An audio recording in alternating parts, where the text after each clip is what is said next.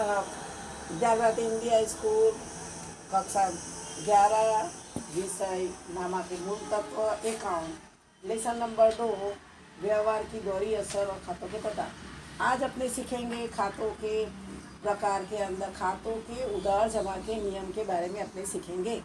अब खातों के उधार जमा के नियम अकाउंट के लिए बहुत महत्व का है। अब पहले अपने खातों के नियम के अंदर देखते हैं कि यहाँ पर जो दोहरा लेखा प्रणाली के अंदर उसके नाम के अनुसार व्यवहार की 2 जगह लेखा करना पड़ता है। यानी दोहरी लेखा प्रणाली के अंदर पता है कि 2 एंट्री करनी पड़ती है। जो एक एंट्री उधार हो तो दूसरी एंट्री अपनी जमा करनी पड़ेगी। या तो उधार जमा की दोहरी असर करते समय 2 या 2 से अधिक खातों को भी असर होती है। जरूरी कि एक एंट्री उधार हो तो दूसरी एंट्री जमा हो जाएगी।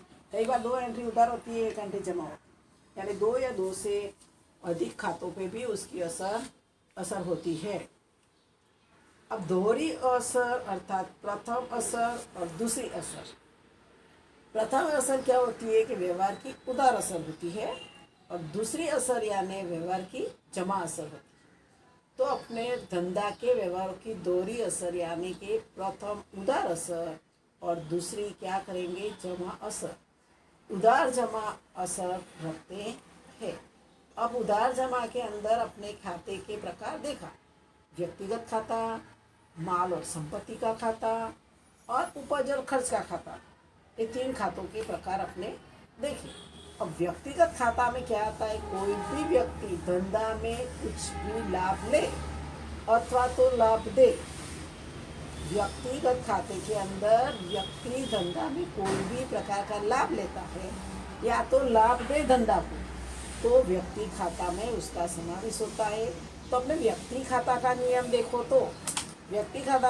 देखो तो पहले प्रथम असर में क्या होगा, तो लाभ लेने वाला खाता उधार और लाभ देने वाला खाता क्या हो जाएगा, जमा हो जाएगा। यानी व्यक्ति खाता के नियम में तुमको क्या याद रखना है, लाभ लेने वाला खाता क्या करो, उधार करो, और कोई भी लाभ देने वाला खाता हो तो उसे जमा करो।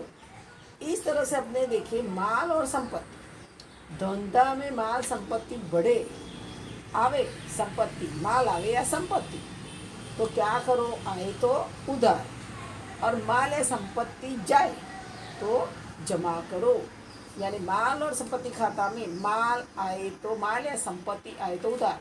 अब माने आए यानी अपने कोई भी वस्तु खरीद कर लाए, फर्नीचर खरीद कर लाया, तो अपने धंधा के अंदर फर्नीचर आया, तो आया तो क्या करोगे, उधार। और मानो के फर्नीचर को बेच दिया तो गया, तो क्या करो, जमा।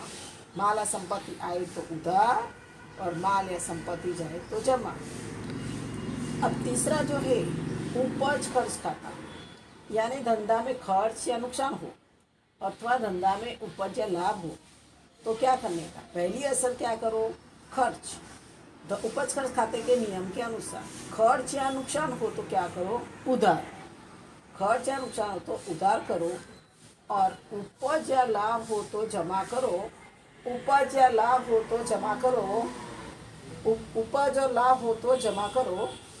अब अपने उधार जमा के नियम देखा, फिर से समझाती हूँ। व्यक्तिगत खाता के अंदर व्यक्तिगत खाता में लाभ लेने वाला खाता उधार और देने वाला खाता जमा। माल और संपत्ति में क्या आएगा, आवे तो उधार, माल या संपत्ति आए तो उधार, और माल और संपत्ति, माल जाए या संपत्ति दोनों का जरने के दोनों क्रिया होनी चाहिए, तो जाए तो जमा। इस तरह से धंधा के अंदर जो भी खर्च होता है, नुकसान हो तो उसे उधार करो, और जो उपज आती है, ब्याज आया, लाभ हुआ तो उसको जमा करो। अब इस तरह से अपने क्या करेंगे कि जो उदाहरण नंबर 4 है तुम्हारा, जो उदाहरण नंबर 4 तुम्हारा पेज नंबर 33 पर है वो देखेंगे। और ये जो उधार जमा के नियम है उसको याद करना बहुत ज़रूरी है, तो ही अकाउंट में आगे रोज नामचा बनाना है तो भी इसका उपयोग होगा। यानी व्यक्तिगत खाता, फिर से बोलती हूँ, व्यक्तिगत खाते में लाभ लेने वाला खाता उधार, लाभ देने वाला खाता जमा, माल के संपत्ति आए तो उधार, माल या संपत्ति जाए तो जमा, खर्च हो तो उधार, और उपज हो या तो लाभ हो तो जमा। अब अपने उदाहरण नंबर 4 देखेंगे, पेज नंबर 33 निकालना, और उसमें सवाल कैसे अपने खातों के प्रकार पहचानेंगे वो समझा रही हूँ। अब देखो, खातों के प्रकार उदाहरण नंबर 4 में समझा रही हूँ। अपने पास में जो निम्नलिखित खातों का वर्गीकरण कीजिए, उसको संक्षिप्त में स्पष्टीकरण कीजिए। तो अपने क्या है, इसमें 40 एंट्री दी हुई है, 40 दिए है खाता। ये कौन से खाते का प्रकार है वो एक तो समझना है। पहले कुल 40 में एक एक करके तुमको समझा रही हूँ। उसमें अपने पहले ऐसे कोष्टक बना देंगे, क्रम लिखेंगे, खाते का नाम लिखेंगे, फिर खाते का प्रकार लिखेंगे और स्पष्टीकरण करेंगे। पर ज़्यादातर अधिकतर तुम खातों के प्रकार पहचानना बहुत ज़रूरी है। तो अब पहला मैं समझा रही हूँ कि नवजीवन कॉमर्स कॉलेज खाता। और नवजीवन कॉमर्स कॉलेज खाता ये क्या है, व्यक्तिगत खाता है। क्योंकि अपने व्यक्तिगत खाता समझा तब उसमें प्राकृतिक और कृत्रिम कानूनी रूप से जो अस्तित्व में आया है तो वो व्यक्तिगत खाते में आता है। तो उसका स्पष्टीकरण में अपने क्या करेंगे, कानूनी कृत्रिम व्यक्ति है। नवजीवन कॉमर्स कॉलेज एक कानून के तौर पे उसको मान्यता मिली है, इसलिए व्यक्तिगत खाता है। अब दूसरा है आहरण। आहरण भी क्या है, व्यक्ति खाता है। क्यों कि धंधा के मालिक के द्वारा धंधा में जो भी आहरण किया हो, आहरण यानी धंधा में से कोई माल ले जावे या तो रकम ले जावे तो ये व्यक्ति है, इसलिए उसको व्यक्ति खाता कहते हैं, व्यक्तिगत खाता कहते। अब तीसरा है रोकड़ खाता। अब रोकड़ खाता एक इसमें आता है माल और संपत्ति। रोकड़ एक प्रकार की चालू संपत्ति है। जो धंधा के अंदर रोकड़ धंधा की चालू संपत्ति है, रोकड़ में वृद्धि कमी होती रहती है, इसलिए उसे माल और संपत्ति के खाते में संपत्ति का खाता है। पर तुम लोगों को माल और संपत्ति खाता लिख देने का। चौथा है धर्मादा खाता। धर्मादा खाता एक प्रकार का धंधा का खर्च है, क्योंकि आपने किसी को दान में कुछ वस्तु दिया हो तो उसे धर्मादा कहते हैं, इसलिए धर्मादा ये धंधा का एक खर्च है, इसलिए उसको अपने कहाँ डालेंगे, उपज खर्च खाते में डालेंगे। खर्च खाता है इसलिए उसका टाइटल उपज खर्च खाता लिखेंगे। अब यंत्र, पांचवा पॉइंट है यंत्र। यंत्र खाता है क्या है, धंधा की स्थिर संपत्ति है। क्या पहले भी समझा है कि जमीन मकान प्लांट यंत्र जो होता है वो क्या उसे स्थिर होती है कि आज खरीदा और कल अपने बेच सकते नहीं है, इसलिए ये यंत्र धंधा की स्थिर संपत्ति है जो माल और संपत्ति में आता है, यानी संपत्ति खाता है। अब छठा पॉइंट है, छठे पॉइंट के अंदर जमीन। जमीन का खाता है तो क्या आएगा, माल और संपत्ति खाता हो जाएगा। और जमीन ये क्या है कि धंधा की स्थिर संपत्ति है। जैसे यंत्र था ऐसे जमीन आवे, फर्नीचर आवे, तो क्या करना, वो धंधा की स्थिर संपत्ति मानने की। और ये संपत्ति है इसलिए माल और संपत्ति खाता में संपत्ति खाता। खाली तुम माल और संपत्ति खाता लिखोगे तो भी चलेगा। और आगे सातवां है कि राज मेडिकल स्टोर्स का खाता। अब राज मेडिकल स्टोर से कृत्रिम कानूनी व्यक्ति हुई, इसलिए वो क्या आएगा, व्यक्तिगत खाते में उसका समावेश होगा। आठवां है वेतन। वेतन ये वेतन धंधा का खर्च है। किसी मजदूर को पगार चुकाया तो एक प्रकार का खर्च हुआ, तो कहाँ जाएगा, उपज खर्च खाते में जाएगा खर्च, इसलिए वो उपज खर्च खाते में उसका समावेश होगा। अब 9 नंबर का पॉइंट है आवक माल गाड़ी भाड़ा। आवक माल गाड़ी भाड़ा ये क्या है, धंधा का खर्च, तो उसको कहाँ डालेंगे, उपज खर्च खाते में डालेंगे। अब 10वां है फर्नीचर खाता। फर्नीचर क्या है, धंधा की संपत्ति स्थिर है, यानी कि वो किस खाते में जाएगा समावेश, माल और संपत्ति खाते में, संपत्ति खाता के रूप में माल और संपत्ति खाता में उसका समावेश हो। अब 11 नंबर का पॉइंट है जावक माल गाड़ी भाड़ा। तो जावक माल गाड़ी भाड़ा एक प्रकार का खर्च है, तो क्या जाएगा, उपज खर्च खाते में, उपज खर्च खाते में जाएगा। स्टेशनरी 12 नंबर का पॉइंट स्टेशनरी खाता। ये भी धंधा का खर्च है कि धंधा के लिए नोट पेंसिल चौपड़ा खरीद के लावे, तो एक प्रकार का स्टेशनरी हो गई जो धंधा के लिए खर्च है, इसलिए वो कहाँ जाएगा, उपज खर्च खाते में उसका समावेश होगा। अब 13 नंबर है मजदूरी खाता। अब मजदूरी भी धंधा का खर्च है। कोई भी वस्तु आई और उसके अंदर से अपने मजदूर को रकम चुकाई तो ये अपना एक प्रकार का खर्च है, इसलिए वो कहाँ जाएगा, उपज खर्च खाते में उसका समावेश होगा। 14 नंबर का पॉइंट है कॉपीराइट। ये कॉपीराइट ही धंधा की स्थिर अदृश्य संपत्ति है। ये अपने दिखाई नहीं देती पर इस संपत्ति में उसका समावेश होता है, इसलिए उसे माल और संपत्ति खाता में उसको समावेश करेंगे। इसलिए खाते के प्रकार में कॉपीराइट है, माल और संपत्ति। अब 15वां पॉइंट है प्राप्त ब्याज। प्राप्त ब्याज है धंधा की उपज है, क्योंकि धंधा के अंदर कभी किसी ने विनियोग किया उसका ब्याज तुमको मिले तो क्या हुआ, एक प्रकार की आय हुई, उपज यानी आय हुई। तो अपने उपज खर्च खाते में उसको खाते के प्रकार में लिखेंगे। अब 16 नंबर का पॉइंट है यूनियन बैंक खाता। यूनियन बैंक ये भी क्या है, कानूनी कृत्रिम व्यक्ति है, इसलिए उसका समावेश कहाँ होता है, व्यक्तिगत खाते में होता है। प्राकृतिक या कानूनी कृत्रिम व्यक्ति हो तो उसका व्यक्तिगत खाते में समावेश करने का। 17 नंबर का पॉइंट है चुकाया भाड़ा खाता। अब एक प्रकार का खर्च है, चुकाया भाड़ा धंधा के लिए, धंधा का मकान भाड़े पे हो तो उसका भाड़ा अपने चुकाना पड़ता है, तो अपने लिए खर्च होता है जो उपज खर्च खाते में उसका समावेश करते हैं। 18 पॉइंट है रिलायंस कंपनी के शेयर का खाता। रिलायंस कंपनी के शेयर ये धंधा की संपत्ति है, जो माल और संपत्ति खाते में जाएंगे। रिलायंस कंपनी के अपने शेयर खरीदते हैं, इसलिए उसे संपत्ति है, इसलिए माल और संपत्ति खाते में उसका समावेश होगा। 19वां पॉइंट है प्राप्त बट्टा खाता। अब धंधा में किसी प्रकार का अपने को बट्टा मिले तो क्या हो जाएगा, धंधा की उपज हो जाएगी, तो ये उपज खर्च खाते में उसका समावेश होता है। 20 नंबर का पॉइंट है अहमदाबाद शाखा खाता। ये भी एक प्रकार की कानूनी कृत्रिम व्यक्ति हुई, इसलिए उसका समावेश कहाँ करेंगे, अपने व्यक्तिगत खाते में करेंगे। 21 नंबर का पॉइंट है डूबत ऋण अनामत।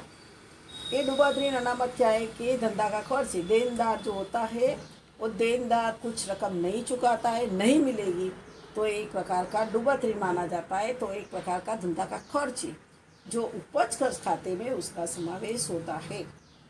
22 नंबर का पॉइंट है कर्णावती क्लब का खाता। ये भी एक कृत्रिम कानूनी व्यक्ति है, कानून द्वारा उसका सर्जित नाम दिया गया है, इसलिए उसका समावेश व्यक्तिगत खाते में होता है। 23 नंबर का है देनदार खाता।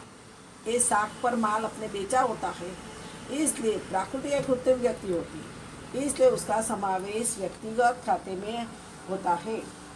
अब 24 नंबर का पॉइंट है जो कि 24 नंबर के पॉइंट के अंदर नमूना के रूप में माल बांटा माल खाता। अब नमूना के रूप में माल बांटा खाता है, એટલે धंधा की जावा नमूना के रूप में माल दिया किसी को तो उसमें से माल गया तो ये माल और संपत्ति खाते में आएगा। इस तरह से 25 नंबर लेनदार खाता। और इस प्रकार से अपने साख पर जो उधार पर कोई भी वस्तु खरीदी हो तो किसमें समावेश करने का, उसका व्यक्तिगत खाते में उसका समावेश करने का। 26 नंबर का पॉइंट है कारखाना खर्च का। एक कारखाना का खर्च एक धंधा का खर्च है जो उपज और खर्च खाते में उसका समावेश होता है। 27 नंबर है नीलम बहन खाता। नीलम बहन एक प्राकृतिक व्यक्ति है, जीवंत व्यक्ति है, जो इसलिए व्यक्तिगत खाते में उसका समावेश होता है। 28 नंबर घिसाई खाता। घिसाई धंधा की एक बीन डोकर खर्च है। अपने मानो के फर्नीचर है, फर्नीचर पे अपने घिसाई गिन लेते हैं तो उसमें से रोकड़ खर्च होता नहीं है, तो बीन डोकर खर्च है, इसलिए उसे उपज खर्च खाते में समावेश करते हैं। 29 नंबर का है गुजरात सरकार का खाता। ये भी गुजरात सरकार क्या है, कानूनी कृत्रिम व्यक्ति है, इसलिए उसका समावेश क्या करेंगे, व्यक्तिगत खाते में करेंगे। 30 नंबर का है प्राप्त बैंक ब्याज खाता।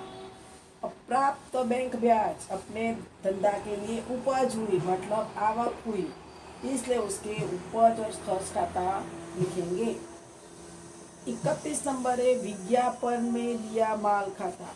अपने विज्ञापन यानी जाहिरात, माल की जाहिरात करते हैं तो उसके लिए अपने खर्च करते हैं, विज्ञापन के लिए माल देते हैं, मुफ्त में बांट देते हैं, तो एक प्रकार का धंधा का खर्च है, इसलिए माल और संपत्ति खाते में उसका समावेश होता है।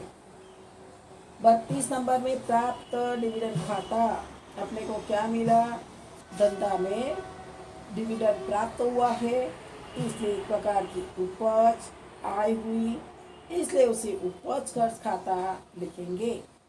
इस तरह से 33 में प्राप्त कमीशन भी धंधा की एक प्रकार की उपज है, इसलिए उसे भी उपज खर्च खाते में उसको लिखेंगे। अब 34वां पॉइंट, ख्याति। ख्याति क्या है, धंधा की स्थिर अदृश्य संपत्ति। ख्याति धंधा की एक प्रतिष्ठा, मूल्य दर्शाती है, उसको अपने देख सकते नहीं, ये जैसे ख्याति एक अदृश्य संपत्ति है जो अपने देख नहीं सकते हैं, तो उसको क्या करना, ये जो गुडविल प्रतिष्ठा बोलते हैं उसकी ये धंधा की प्रतिष्ठा है, इसलिए वो माल और संपत्ति खाते में उसका समावेश किया जाता है। 35 नंबर में दिया कमीशन खाता। अब दिया कमीशन एक प्रकार का खर्च है, किसी को कमीशन चुकाया, सेल्समैन को कमीशन चुकाया, तो क्या आएगा, खर्च होगा धंधा के लिए, इसलिए उसका समावेश उपज खर्च खाते में होता है। अब 36 नंबर है लेनी उंडी खाता। ये लेनी उंडी व्यक्ति के साथ का संबंध है, लेना और देना, यानी लेनी उंडी है धंधा का लेना हुआ, तो व्यक्तिगत खाता। दिया बट्टा खाता, 37वां पॉइंट है दिया बट्टा खाता, ये भी एक प्रकार का धंधा का खर्च है, अपने किसी को माल खरीदते हैं व्यक्ति तो उसको अपने कम रकम चुकाते हो, दिया बट्टा दिया, तो ये भी उपज खर्च खाते में आता है। 38वां है स्टॉक खाता। स्टॉक खाता एक चालू संपत्ति है, धंधा का स्टॉक, धंधा का प्रारंभिक स्टॉक और अंतिम स्टॉक, तो किसमें आएगा, माल और संपत्ति खाते में समावेश होगा। 39वां पॉइंट है पूंजी खाता। पूंजी खाता है क्या है, धंधा के मालिक की पूंजी, धंधा का मालिक एक जीवंत व्यक्ति है जो धंधा में पूंजी लाता है, इसलिए उसका समावेश पूंजी खाते में करते हैं। 40वां है खरीद खाता। खरीद खाता है क्या है, माल की खरीदी धंधा में की यानी संपत्ति आई, इसलिए माल और संपत्ति खाता करेंगे। ये जो तुम लोगों को उदाहरण नंबर 4 जो चलाया, वो जो चला है 35 नंबर तक, अब उसका तुम लोगों को पीछे पेज नंबर तुम 36 पे देखोगे तो उसमें क्या किया, खाली तुम लोग को वर्गीकृत कर दिया, व्यक्तिगत खाता, माल संपत्ति का खाता, उपज का, जो अपने आगे चला कि पहला पॉइंट में क्या आया था, तो इसमें पॉइंट अनुसार बना है कि कानूनी व्यक्ति को अलग कर दिया है, जीवंत व्यक्ति को अलग कर दिया है। कानूनी व्यक्ति को, कानूनी कृत्रिम व्यक्ति को अलग करा है, એટલે કે માનો કે નવજીવન સ્ટોર, કોમર્स कॉलेज ये कानूनी है, राज मेडिकल स्टोर से कानूनी है, यूनियन बैंक कानूनी कृत्रिम व्यक्ति है, अहमदाबाद शाखा ये भी कानूनी कृत्रिम व्यक्ति है, कर्णावती क्लब भी कानूनी कृत्रिम व्यक्ति, गुजरात सरकार भी कानूनी कृत्रिम व्यक्ति। जबकि जीवंत व्यक्ति अपने व्यक्ति खाते में दोनों का समावेश करते हैं, जीवंत व्यक्ति का और कानूनी कृत्रिम व्यक्ति का। तो आरण एक जीवंत व्यक्ति है, व्यक्ति के बीच में होता है, देनदार भी व्यक्ति के बीच, लेनदार भी व्यक्ति के बीच, निलंबन भी एक जीवंत व्यक्ति है, लेनी उंडी और लेना और देना भी एक व्यक्ति के बीच में होता है, और पूंजी मालिक लाता है, इसलिए उसका जीवंत व्यक्ति के रूप में उसका अलग विवरण किया है। अब इस तरह से माल और संपत्ति, स्टॉक एक प्रकार का माल है, खरीदी माल है, जबकि संपत्ति क्या है, रोकड़, यंत्र, जमीन, फर्नीचर, कॉपीराइट, रिलायंस कंपनी का शेयर और ख्याति, ये क्या मानी जाएगी, संपत्ति मानी जाएगी। इस तरह से उपज खर्च का आपने वर्गीकरण किया है। जो भी उपज होती है, मानो कि प्राप्त ब्याज, प्राप्त कमीशन, प्राप्त बट्टा, प्राप्त बैंक ब्याज, प्राप्त डिविडेंड, तो उसका समावेश अपने क्या करेंगे, उपज में करेंगे। और खर्च के अंदर कोई भी प्रकार का खर्च हुआ है, यानी धर्मादाय, वेतन, आवक माल गाड़ी भाड़ा, जावक माल गाड़ी भाड़ा, स्टेशनरी, मजदूरी, चुकाया भाड़ा, डुबत्री, नमूना के रूप में बांटा, कारखाना खर्च, घिसाए, विज्ञापन में दिया माल, दिया कमीशन, दिया बता। और आवक माल गाड़ी भाड़ा, जावक माल गाड़ी भाड़ा क्या है कि आवक माल गाड़ी भाड़ा तो कोई भी अपने पास में माल आता है तो अपने उसका भाड़ा चुकाओ, जावक ले जाएगा तो भी भाड़ा चुकाओ, यानी एक प्रकार का खर्च माना जाएगा जो वर्गीकरण किया। अब तुम लोगों को क्या करना है, उदाहरण नंबर जो 5 दिया हुआ है, उस उदाहरण नंबर 5 को तुम लोगों को घर पे उसको करना है, घर पे उसको उदाहरण नंबर 5 के पेज नंबर 36, 37, 38 और 39 और 40 के अंदर जो मैंने बाद में समझा ऐसा उसका वर्गीकृत किया हुआ है। अब यहाँ पे तुम लोग को एक दूसरा स्पष्टीकरण कर देती हूँ कि जो अपने सवाल के अंदर जो लिखा है लेनी ओनी खाता के मूल्य वृद्धि का कारण, ये उसको सवाल लिखना जरूरी, सीधा ही कोष्टक उत्तर का ही सीधा कोष्टक बना के सीधी एंट्री अपने करने की है। तो होमवर्क के अंदर उधार जमा के नियम, उदाहरण नंबर 4 और उदाहरण नंबर 5 करना है।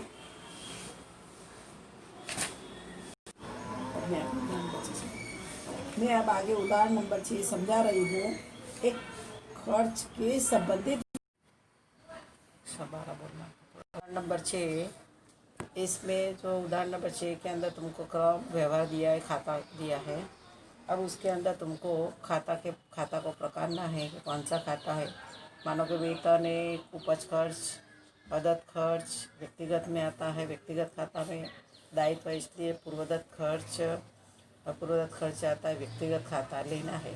तो अपने उसको खर्च को, वेतन को उपज खर्च में, अदत्त को व्यक्तिगत और पूर्वदत्त वेतन को भी व्यक्तिगत खाता में समावेश करेंगे। अब उसके बाद में चुकाना भाड़ा हो, अदत्त भाड़ा हो, तो चुकाना भाड़ा हो खर्च एक प्रकार का इसलिए उपज खर्च में जाएगा। अदत्त भाड़ा जो व्यक्तिगत है इसलिए वो दायित्व आएगा। और पेशगी चुकाया भाड़ा भी व्यक्तिगत में अपने लेना होता है। चुकाना कमीशन उपज खर्च, अदत्त कमीशन व्यक्तिगत में, पूर्वदत्त व्यक्तिगत में आएगा। चुकाई दलाली उपज खर्च, अदत्त दलाली व्यक्तिगत और पूर्वदत्त दलाली व्यक्तिगत। अब उपज के संदर्भ में, खर्च के संदर्भ में, उपज के संदर्भ में अपने देखें तो प्राप्त कमीशन हो तो उपज खर्च में, अप्राप्त कमीशन हो तो व्यक्तिगत संपत्ति है। पेशगी प्राप्त कमीशन हो तो भी व्यक्तिगत में जाएगा। इस तरह से प्राप्त दलाली उपज खर्च, अप्राप्त दलाली व्यक्तिगत, पेशगी प्राप्त दलाली पर व्यक्तिगत खाता में जाएगी। यानी प्राप्त कमीशन हो, प्राप्त अप्राप्त भाड़ा हो क्या उपज खर्च में जाता है। और जो अप्राप्त कमीशन हो, अप्राप्त दलाली, अप्राप्त डिविडेंड हो, अप्राप्त भाड़ा हो तो व्यक्तिगत खाता में संपत्ति के रूप में जाएगा। और पेशगी प्राप्त कमीशन हो, पेशगी प्राप्त दलाली हो, पेशगी का प्राप्त भाड़ा हो तो क्या जाएगा, व्यक्तिगत खाता देना में जाएगा। अब अपने उदाहरण नंबर 10 समझेंगे। उदाहरण नंबर 10 के अंदर तुम लोगों को उदाहरण नंबर 10 में पेज नंबर तुम्हारे पास में 45 है, 45 नंबर है। और उसमें लिखा है कि निम्नलिखित व्यवहार रणछोड़ की बही में कौन से खाते उधार और कौन से खाते जमा करोगे, ये बताना है। तो पहला अपने पास में 10 व्यवहार है। अपने सवाल की गणना कर रहे हैं और सवाल की गणना करते समय पहले क्रम दे दो। व्यवहार का नंबर है तो और व्यवहार का क्रम यानी क्रम का कॉलम बनाएंगे। फिर व्यवहार लिखने के लिए व्यवहार का कॉलम बनाएंगे। फिर उधार असर जो जाती है और जमा असर जो जाती है, तो उधार असर और जमा असर के लिए अपने पास में 3 व्यक्तिगत, माल और संपत्ति और उपज और खर्च। यानी यहाँ पे उसने बनाया लेने वाला उधार, तो लेने वाला का उधार में लिखा है तो व्यक्तिगत में, माल और संपत्ति आए तो उधार, तो इससे माल और संपत्ति आए तो इसके लिए उधार असर में जाएगी। खर्च हो या नुकसान हो तो क्या जाएगी, उधार में जाएगी।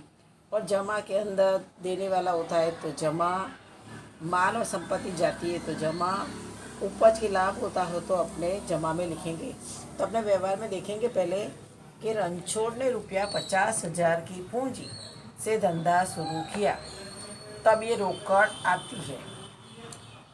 मतलब रोकड़ खाता એટલે माल खाता यानी संपत्ति आई। रोकड़ संपत्ति मान के એટલે रोकड़ खाता क्या करेंगे, अपने उधार करेंगे। जब देने वाला कौन है, मालिक है, रणछोड़ है, तो देने वाला खाता जो लाता है रकम उसको पूंजी खाते लिखते हैं। तो अपने उसकी जो असर करेंगे उसका रोज नाम चाहे बना सकते हैं कि रोकड़ खाता उधार और पूंजी खाते का। ये दूसरे आगे के लेसन में अपने सीखेंगे। अब दूसरा व्यवहार है कि रुपया 20,000 बैंक ऑफ बड़ौदा में भरे। अब बैंक ऑफ बड़ौदा में भरे એટલે बैंक लेने वाला हुआ, એટલે बैंक ऑफ बड़ौदा खाता उधार और रोकड़ जाती है अपने पास से।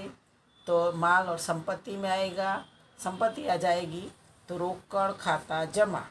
तो एक असर उधार में हुई, कौन सी हुई? बैंक ऑफ बड़ौदा खाता उधार में आएगा, जबकि जमा में कौन होएगा? रोकड़ खाता जमा।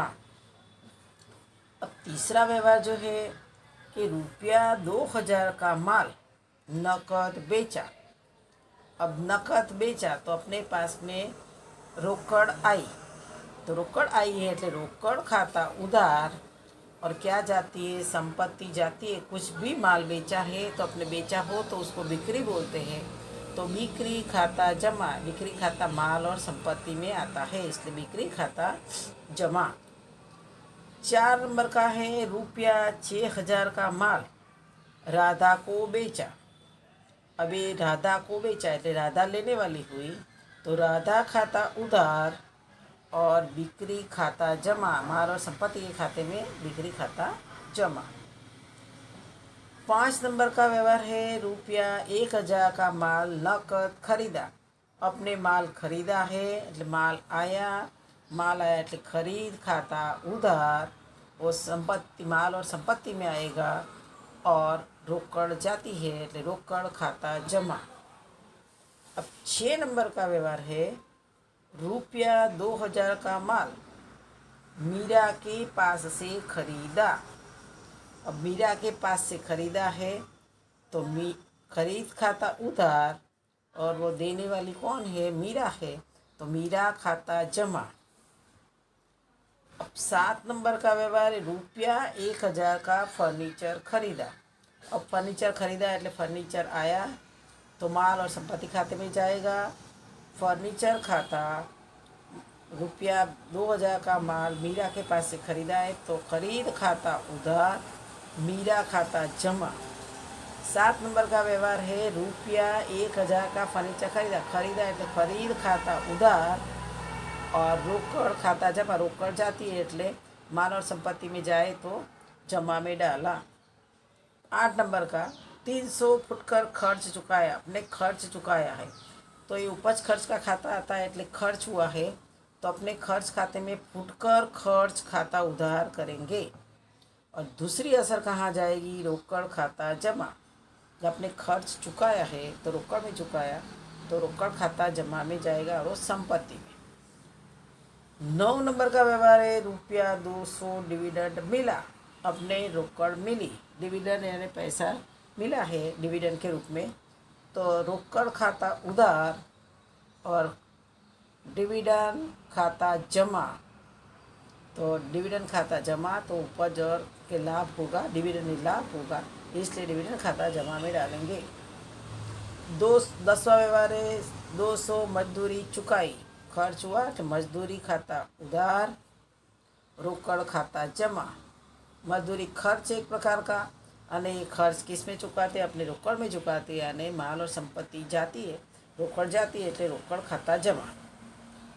अब 11 नंबर का व्यवहार है कि रुपया 15000 का यंत्र रमेश ब्रदर के पास से खरीदा। अपने यंत्र खरीदा है तो यंत्र खाता उधार, और देने वाला कौन है? रमेश ब्रदर, तो रमेश ब्रदर खाता जमा। तो ये अपने उधार असर कहाँ होती है, जमा असर क्या होती है, उसका अपने ये सवाल समझे। उदाहरण नंबर 11 अपने किताब के अंदर दिया है 44, 46, 47, 48 पेज पर। ये सवाल तुमको करना है और साथ में स्वाध्याय पूर्ण कर देने का होमवर्क में। अब आगे के जो वीडियो में अपने देखेंगे लेसन नंबर 3 की शुरुआत करेंगे नेक्स्ट वीडियो में।